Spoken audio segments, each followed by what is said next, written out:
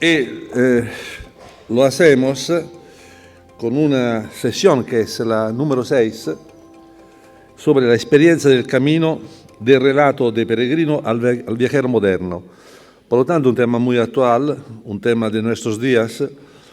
Nosotros ya sabemos bien que la historia del camino se hace cada día. Cada día se construye esta historia y ya es historia. Hay todo eso se desarrolla de una forma tan rápida que es necesario investigar estos cambios que hay constantemente.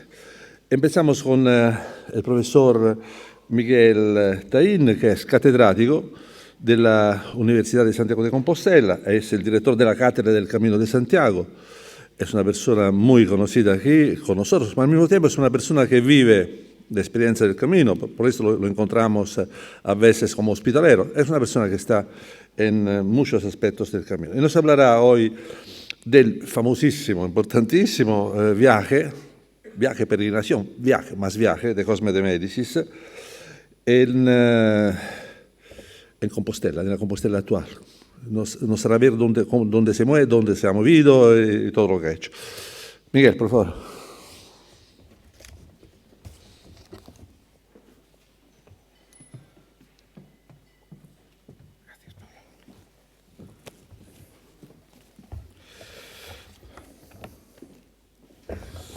Buenos días a todos. Lo primero, agradecer la presentación a Paolo Cauchi. Quiero agradecer al Comité Internacional de Expertos del Camino de Santiago, a todos ellos, y a Turismo de Galicia, a la Xunta, así como a los coordinadores de este congreso, Paolo Cauchi y Manuel Castiñeiras, esta nueva oportunidad de presentar la investigación que he venido desarrollando en los últimos años sobre la ciudad de Santiago de Compostela, su catedral y la peregrinación jacobea.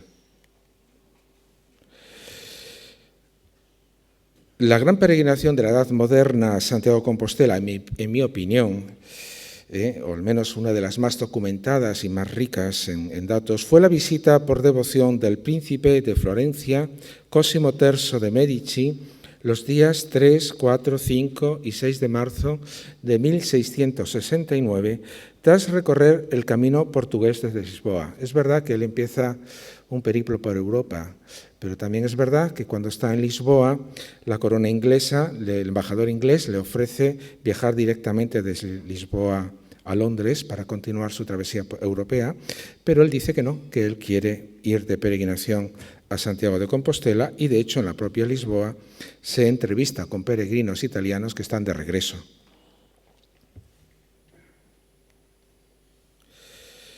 Como corresponde al príncipe heredero del Gran Ducado de Toscana, viene a Santiago con una pequeña corte de unas 27 personas integrada por nobles, unos 5 sirvientes y un chef francés, Jean.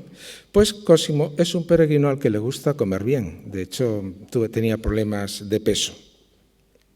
5 miembros del séquito: Lorenzo Magalotti, noble; Filippo Corsini, marqués; Giovanni Battista Gornia, médico; Jacopo Ciuti, contable; y Felice Monsacchi, capellán. Siguiendo el uso de la época, escriben cada uno de ellos un diario del viaje donde recogen por escrito sus impresiones sobre las localidades y santuarios que visitan.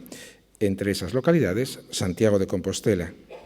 Así, en estos diarios se habla de los monumentos que conocen, obras de arte que contemplan, costumbres que les llaman la atención, ceremonias de todo tipo, la vida religiosa en España, alojamientos, recepciones de autoridades, el teatro, estamos hablando del siglo XVII, las obras de Lope de Vega, la comida, son grandes comilones, los dulces, les encantan los dulces españoles, sobre todo de los conventos femeninos, los perfumes, estamos hablando del barroco, el siglo de los aromas, las mujeres, describen la belleza de las mujeres según la localidad que visitan, acuden a muchas corridas de toros, sobre todo en Córdoba, caza, armas y la gran pasión del príncipe, el chocolate.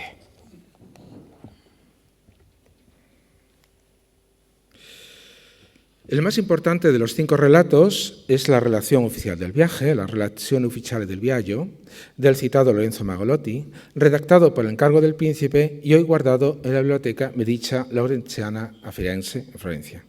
Lo interesante es que este códice se haya ilustrado con vistas panorámicas de todas las ciudades visitadas, entre ellas Santiago de Compostela, realizadas a tinta por el pintor y arquitecto florentino Pier Maria Baldi, también miembro del séquito del viaje. Es decir, este pintor acompaña al príncipe en su desplazamiento paneuropeo.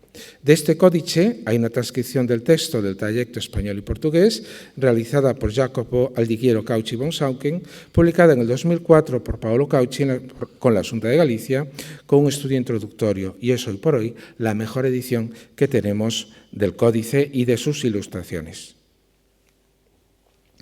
Habría que preguntarse por qué viene Cosimo III de Medici a Compostela. ¿Por qué peregrina a Compostela? Todas las biografías del príncipe, empezando por una de las más antiguas, de Sandrini, o una más reciente, Harold Acton, resaltan su carácter extremadamente religioso propio de un príncipe contrarreformista. De hecho, va a misa todos los días, escucha misa todos los días y comulga todos los días. Por eso hay un capellán que se encarga de ello también en su cortejo. Tras analizar la documentación del viaje en diferentes archivos italianos y extranjeros, queda claro que su estancia en Compostela responde a una intención firme de peregrinar a la tumba del apóstol. Es que además cumple con todos los recorridos y ritos propios de un peregrino que acude a Santiago. Ello se debe a que desde muy antiguo la propia familia Medici mantiene una especial devoción por nuestro Santiago, como lo demuestra, por ejemplo, su patronazgo de la Capilla de Santiago en el convento de Santa María Novella, que tienen en la diapositiva, conocida como el Cappelloni degli Spagnoli. Si se fijan en la diapositiva de la derecha, tienen en fresco representado uno de los más antiguos representaciones, valga la redundancia, de la batalla de Clavijo. Tenemos a Santiago sobre un caballo blanco luchando contra los moros. Igualmente, el patronazgo de los Medici de la iglesia de Santiago Soprarno, cita muy cerquita de Palazzo Pitti, sede de la cofradía de los peregrinos florentinos que habían venido a Compostela y que tenían la costumbre de desfilar cada 25 de julio por las calles de Florencia vestidos con el hábito peregrino y sus conchas. Igualmente, el patronazgo medicio de la fiesta del apóstol el 25 de julio, con celebraciones como por ejemplo esta que ven en el grabado de una naumaquia en el río Arno. Por fin, Ferdinando de Medici, bisabuelo de Cosimo III, antes de convertirse en Gran Duque de Florencia en 1587 con el nombre de Ferdinando I, fue arcediano de Reina Incomenda en la Catedral de Santiago entre 1569 y 1572. Veamos ahora el día a día que hace nuestro príncipe durante su estancia en Compostela. Llega el 3 de marzo, domingo. Cosimo llega al atardecer, casi de noche, a la ciudad y se aloja en el convento de San Agustín de Frailes Agustinos. Es el convento que tiene en el mercado, la iglesia de Nuestra Señora de la Cerca. 4 de marzo, lunes, a primera hora de la mañana y de incógnito, Cosimo entra en la catedral por la puerta de la azabachería como un peregrino más, entonces todavía con la fachada medieval que ven en el dibujo, realizada esta reconstrucción por el profesor Manuel Castiñeiras, bajando a continuación por las escaleras interiores de la basílica, probablemente las actuales. Inmediatamente se dirige a la Capilla del Salvador, la capilla del Rey de Francia, donde se celebra la misa de los peregrinos cada día a primera hora de la mañana y donde se les expide la Compostela. Allí nuestro príncipe asiste a dicha misa y comulga como un peregrino más. Después, con el resto de los peregrinos, va a la capilla mayor a rezar a la imagen del apóstol Santiago y finalmente visita el interior de la basílica, como veremos más detalladamente después. El 5 de marzo, martes, con lluvias torrenciales en Santiago de Compostela, le tocó una estancia con muy mal tiempo. Por la mañana, Cosimo oye misa en el convento, en la iglesia del convento donde se hospeda, es decir, la de San Agustín, y por la tarde se entrevista con el arzobispo compostelano, Ambrosio Spínola, ya lo dice todo su apellido, de origen italiano, en la iglesia, se entrevistan en la iglesia de Santo Domingo de Bonaval. 6 de marzo, miércoles, Cosimo vuelve a escuchar misa en el convento de San Agustín a 1:00 de la mañana y después acude a rezar por última vez al apóstol, a despedirse del apóstol.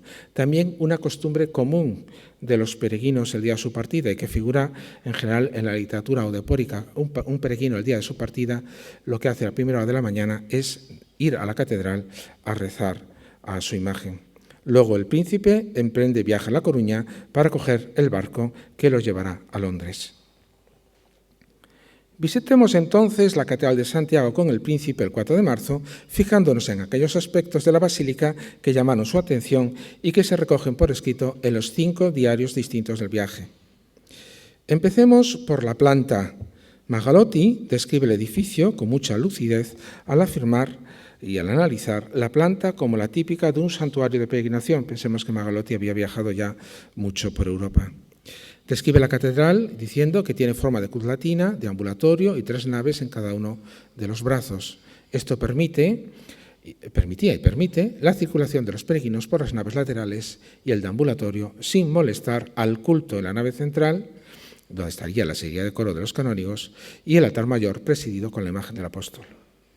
Por los contenidos de los 5 diarios se deduce que Cosimo y su séquito solo visitarían la zona del transepto norte, es decir, el transepto de la azabachería, por donde entraron, el deambulatorio, recorrerían todas las capillas del deambulatorio, la capilla mayor, como hemos explicado antes, para rendir homenaje a la figura del apóstol, entrando por el arco principal, y el transepto sur, por donde salieron, puesto que también mencionan los objetos devocionales que se vendían y se venden en la Plaza de las Platerías. Es decir, Cosimo y su séquito siguen el mismo recorrido de los peregrinos establecido ya en tiempos medievales. Este itinerario a los florentinos les llama la atención. En este itinerario les llama la atención la serie de coro renacentista situado a la española en la nave central y que hoy se expone en el Museo de San Martín Pinario. La reja, también renacentista, que cerraba el frente de la capilla mayor, y reja que solo se abría por las mañanas para permitir las muestras de aprecio a la imagen del apóstol Santiago por los peregrinos venidos de toda Europa. Me refiero a los ritos jacobeos, de los que hablaremos después, y reja hoy, por desgracia, desaparecida, si bien se conservan algunos trozos reaprovechados, como el que tienen en la diapositiva, para cerrar otros espacios en la propia catedral. Otro elemento que les llama la atención es la cúpula gótica del crucero. De ella les asombra su gran altura y que estaba en aquellos tiempos completamente dorada, cubierta con pan de oro, es decir, el botafumeiro, este incensario gigante que se hacía funcionar en las celebraciones y procesiones más importantes del santuario y que Cosimo ve funcionar con motivo de su visita. Es decir, aunque la visita es de incógnito, los canónigos se dan cuenta o son informados, mejor dicho, de su presencia y en su honor lo hacen funcionar. También destacan el altar mayor dedicado al apóstol Santiago. De hecho, Magalotti y Corsini informan que en este altar solo podían oficiar misa los legados del Papa, el arzobispo y los 7 canónigos cardenales del Cabildo, nadie más. Los otros canónigos debían de hacerlo en un altar portátil o en el trasaltar, de ahí la importancia del trasaltar en la capilla mayor, que todavía hoy, que se está recuperando hoy en día en la recuperación de ese espacio, y que responde a un protocolo que data otra vez de tiempos del arzobispo Diego Gelmírez. Resalto mucho el poso medieval todavía en el siglo XVII y sobre todo en este año, 1669, en el que ya habían empezado las reformas barrocas, pero que todavía conservaba costumbres, iconografías y espacios medievales. Magalotti y Corsini mencionan que sobre la mesa del altar mayor se dispone un relicario que contiene el cuerpo del apóstol. Es decir, los peregrinos cuando llegan a la catedral identifican este mueble que conocemos por este dibujo como el lugar donde está el cuerpo apostólico. Se refieren a un arca realizada en el siglo XVI, en cuya cara frontal se había encastrado la antigua tábula retroaltaris de la catedral, es decir, el retablo de plata dorada donado al altar mayor por el arzobispo Gelmírez, con la imagen del Salvador en el centro y rodeado de un apostolado. Otra vez el pozo del mundo medieval, todavía ya en la segunda mitad del XVII. Magalotti y Corsini también describen el enorme baldaquino gótico del siglo XV dispuesto sobre el altar mayor, que conocemos gracias a esta miniatura flamenca en el cartulario de Tournai. Se trata de una pirámide de madera recubierta de planchas de plata, adornada con un apostolado de plata dorada que flanquea el Jesús, las iniciales JHS, que aparece representado, repito, en esta interesantísima imagen por un autor que tuvo que venir a Santiago dada la fidelidad, siempre es cierto que la ha hecho de memoria una vez vuelto a casa, pero la fidelidad de lo representado con lo existente. Debajo del baldaquino, ambos autores mencionan la imagen pétrea de Santiago in Cátedra, que desde 1211 preside el altar mayor de Santiago, como ya explicó el profesor Manuel Castiñeiras en su ponencia inaugural en este congreso. Como sabéis, se trata de una escultura pétrea policromada, obra del taller de Maestro Mateo, autor del Pórtico de la Gloria, y que entonces todavía probablemente conservaba repetida, no la original, pero sí repetida, la procromía original, puesto que hablan de colores azul y rojo en su vestimenta y no el dorado que se le va a añadir en la época barroca. Por otro lado, a los florentinos les llama muchísimo la atención el gran número de peregrinos que acude diariamente al santuario a mostrar su devoción a esta imagen. Estas muestras de aprecio de origen medieval, seguimos todavía con la pervivencia del mundo medieval, se han convertido en 1669 en ritos jacobeos de la peregrinación, algunos de ellos hoy perdidos, pero otros todavía subsisten. Me refiero, por ejemplo, al rito medieval del contacto de la imagen con objetos religiosos. Ciuti documenta cómo los peregrinos tocan la imagen del apóstol con objetos devocionales, es decir, rosarios, medallas y cruces. Ojo de traducir la palabra corona en italiano con corona en castellano. Corona en italiano es un rosario. Lo digo por alguna traducción que he leído en la bibliografía. Con la finalidad de que adquirieran las cualidades taumatúrgicas que se atribuyen al santo. Es decir, se tocan estos objetos, como aún se hace hoy con medallas que se compran en el entorno de la catedral, para adquirir, repito, esa cualidad sagrada del objeto tocado. El segundo rito sería el rito del beso. Ciuti describe cómo los peregrinos besan la estatua del apóstol en señal de respeto. Un rito o una ceremonia que prácticamente aparece citada en toda la literatura odepórica de la Edad Media y que a partir del 18 prácticamente desaparece. El rito del abrazo, Magalotti describe el rito del abrazo de los peregrinos por detrás a la imagen del apóstol. Así dice que los peregrinos, no contentos con 1, 2 o 3 abrazos, le dan hasta 10 o incluso 15 abrazos, ya sea en el cuello, ya sea en la espalda, ya sea en la cintura, y leo textualmente traduciendo al castellano, según el ímpetu y más bien frenesí de su tierna devoción. Al respecto, Corsini describe que las mujeres abrazan solo 3 veces a la imagen del apóstol, solo 3, pero le susurran al oído: amigo, encomiéndame a Dios. El cuarto rito, hoy perdido, y quizás uno de los más curiosos, lo describe Magalotti criticándolo, que es la costumbre de colocar el sombrero y la esclavina, es decir, el peregrino que llega a la catedral porta su sombrero del viaje y su esclavina de cuero, pero claro, en la torsión para abrazar a la imagen, el sombrero de ala ancha le molesta y la esclavina también. Así que hacen, se lo quitan y se lo ponen a la imagen del apóstol. Y escribe Magalotti: es cosa indecente y ridícula ver cómo los peregrinos, cuando van a rendir homenaje a la imagen del apóstol, por no saber qué hacer con su sombrero y no tenerlo en la mano, se lo ponen por detrás a la cabeza del santo, el cual, visto por los fieles desde la nave central, está continuamente cambiando de aspecto. Posiblemente por eso llega Bigué Verdugo y los encarga de plata. Y, de hecho, de esa época es la esclavina, la primera esclavina perdida del apóstol Santiago, luego sustituida en el 18 por la actual del arzobispo Monroy. También por esto, muy posiblemente, en tiempos de Bigué Verdugo se le coloca un nimbo a la imagen, que no es el actual, pero que evita que los peregrinos puedan disfrazar nuestro apóstol con su capello. Bien, consecuencia de esta visita principesca es la citada gigantesca vista panorámica de la ciudad de Santiago de Compostela. Para que se hagan una idea, porque la conocemos por libros, pero no nos hacemos una idea. De hecho, yo fui el primero sorprendido cuando uno la tiene delante. Mide más de 1 metro de largo, 1 metro 155 centímetros y mide más de medio metro de ancho, de alto, en total 58 centímetros. Y es la única que está enmarcada de todo el códice, es decir, el príncipe le encargó a Baldi que hiciera algo especial. La hizo más grande que las otras ilustraciones y le colocó un marco con el apóstol en la cabecera y el escudo de Galicia al pie. Por lo tanto, tiene un tratamiento especial, único entre todas las vistas del códice. Está realizada en Florencia, no está hecha aquí, es imposible en tan pocos días, por el citado Baldi, a partir de los bocetos dibujados durante su lluviosa, fijaros cómo están los árboles, fijaros ese cielo lleno de nubes y las líneas en oblicuo de la lluvia, la dibujó Baldi porque debió cogerse unos buenos, quedar bien empapado en los días que salió en su mula a dibujar desde las afueras, desde las colinas, la ciudad de Santiago.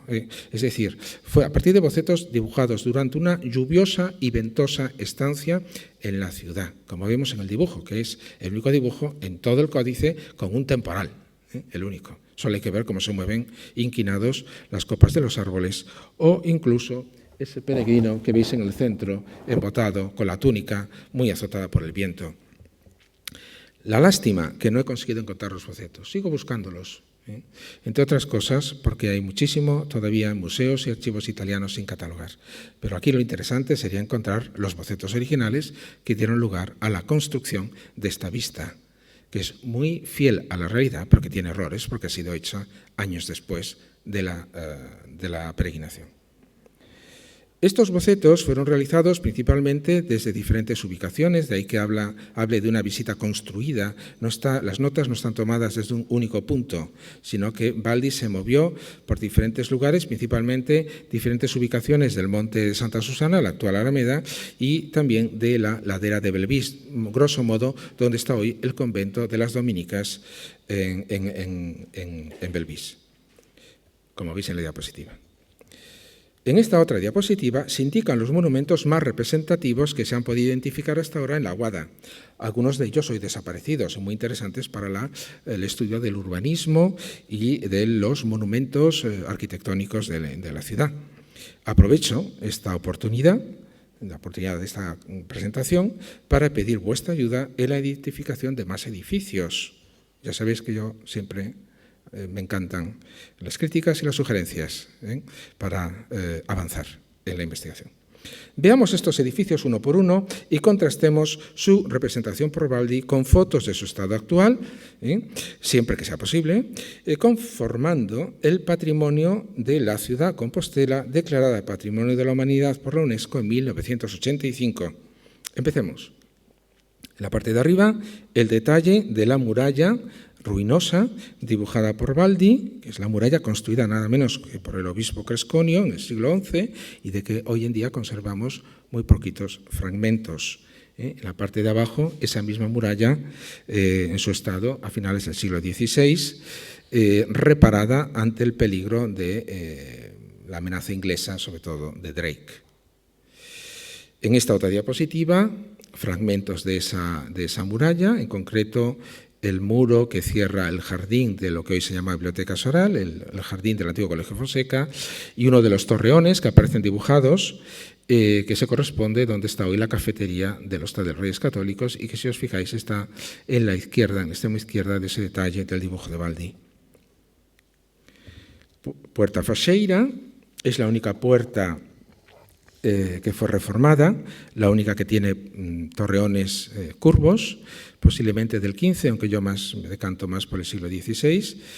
Es la puerta principal de la ciudad, no es la puerta del camino la principal, esa también es importante, pero es más importante esta otra porque comunica Santiago con el mar y con su puerto. Los puertos de Santiago varían a lo largo de los siglos, pero en el siglo XVII la puerta de entrada a Santiago es la zona del puerto de Pontecesures, Padrón, también Pontevedra, pero sobre todo Pontecesures. De ahí la importancia de esta puerta. Si os fijáis en el dibujo de la derecha, tenemos la puerta representada en el siglo XIX, antes de su demolición, tiene ventanas, y es que ahí vivía el verdugo de la ciudad, que por cierto se conseguía la plaza por oposición también, era un puesto muy disputado, asalariado del ayuntamiento, y delante de la puerta faseira estaba el rollo. donde se ajusticiaba a los reos. También había un cepo, pero en este caso el cepo estaba en lo que hoy llamamos Plaza Cervantes, aquí al lado, para castigar pequeños delitos, delante del ayuntamiento que estaba ahí.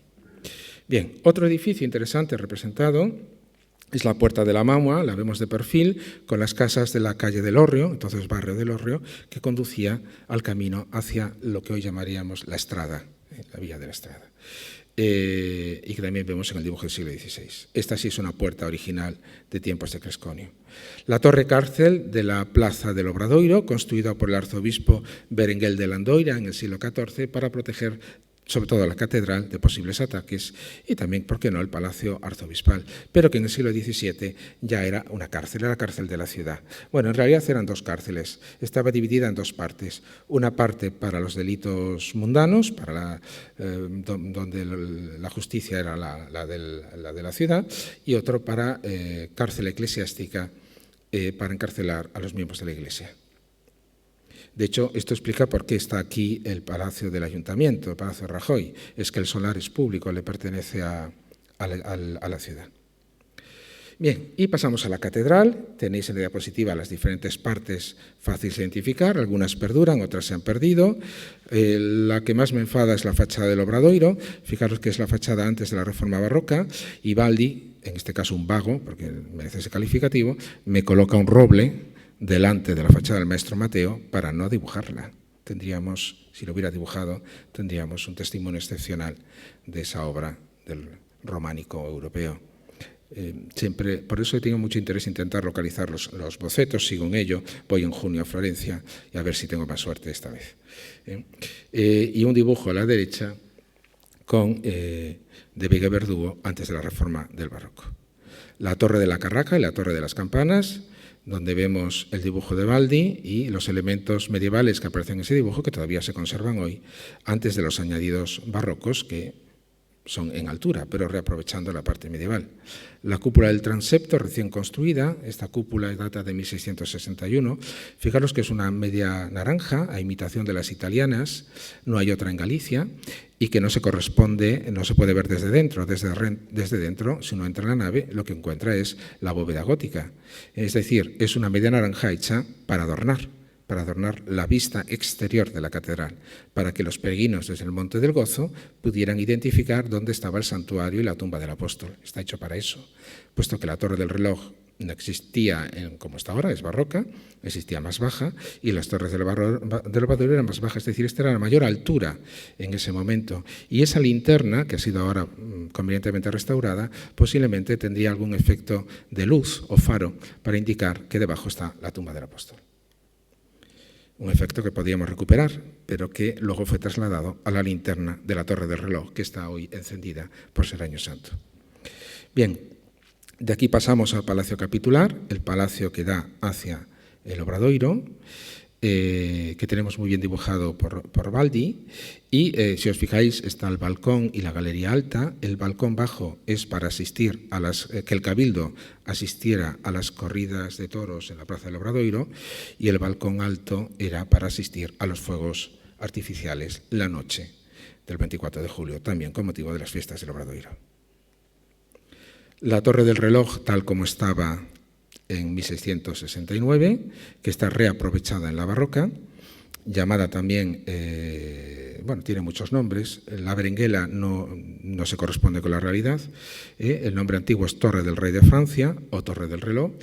Es una torre muy particular porque tiene el reloj de la ciudad, normalmente el reloj y la campana de la ciudad, que regula el horario laboral, académico, familiar, está en el ayuntamiento. Lo que ocurre es que el ayuntamiento en estos años estaba ubicado en la Plaza de la Quintana, y de ahí que llegase a un acuerdo con el cabildo, con el arzobispo e incluso con la universidad para colocar el reloj en esta torre, con una campana que señalase el horario, cosa que todavía sucede hoy en día, pero es algo excepcional. La Torre del Tesoro del siglo XVI, construida por Rodrigo Gil de Ontañón para guardar los objetos, sobre todo los donativos de los peregrinos de casas nobiliarias y reales europeas. El Hospital Real, un poco mal dibujado por Baldi, pero bueno, nos sirve para ubicar su volumen y su lugar de construcción. No sé si conocen un poco el funcionamiento de este hospital, pero dos trazos. En la parte izquierda, planta baja, era el albergue de los peregrinos hombres. En la parte derecha, baja, era el lugar de las peregrinas, es decir, no se dormían mezclados, había una separación por sexos. La puerta que todavía existe hoy en el extremo derecho era la inclusa, allí se abandonaba o se dejaba mejor a los niños huérfanos, y una función que cumplió hasta muy avanzado el siglo XIX. Y la planta primera era donde estaban las enfermerías, donde se distribuían los diferentes enfermos, pero separados por clases sociales. Por ejemplo, la planta principal, en la izquierda, los nobles hombres y miembros de la Iglesia, y en la parte derecha, las mujeres de la nobleza española, gallega, y ya en el interior, distribuidos los enfermos según sus dolencias.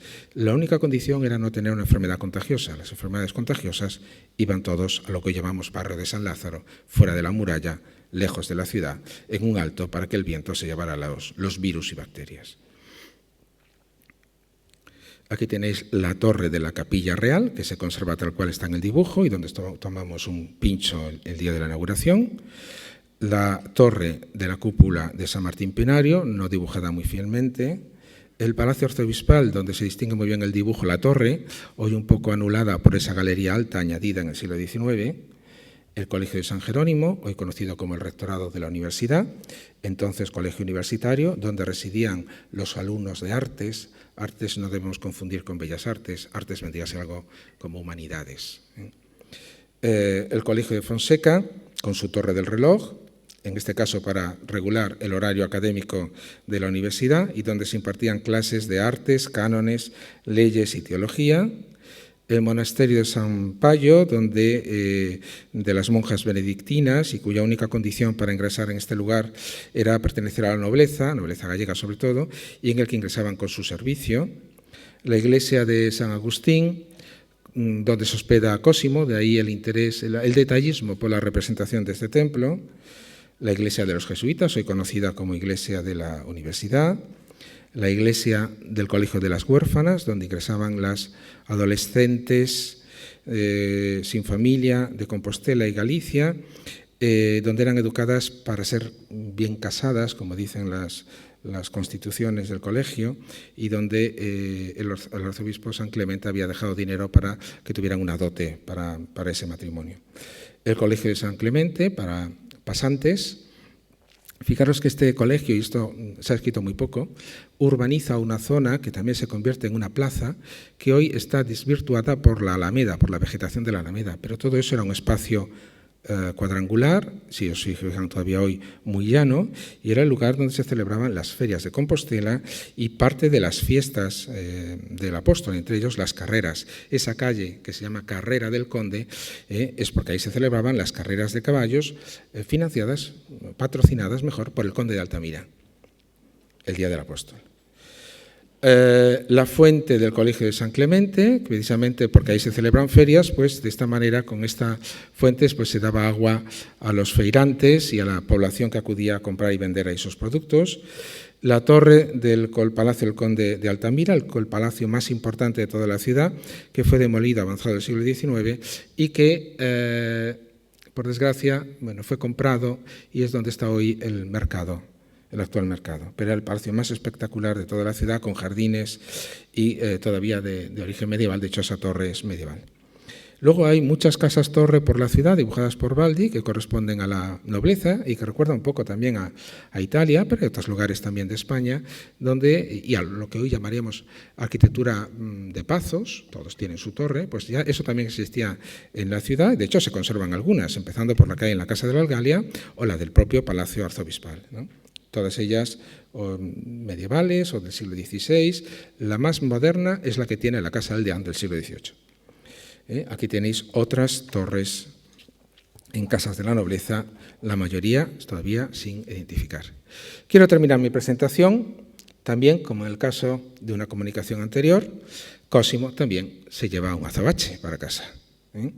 Este azabache ha aparecido en las colecciones Medicias del Museo de la Universidad en Florencia, y que, aunque no lo puedo asegurar con certeza, pertenece a la colección Medicia, es decir, de los Medici, pero por lógica es lo que compraría Cosimo en su estancia en Compostela.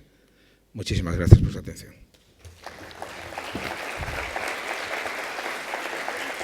Gracias.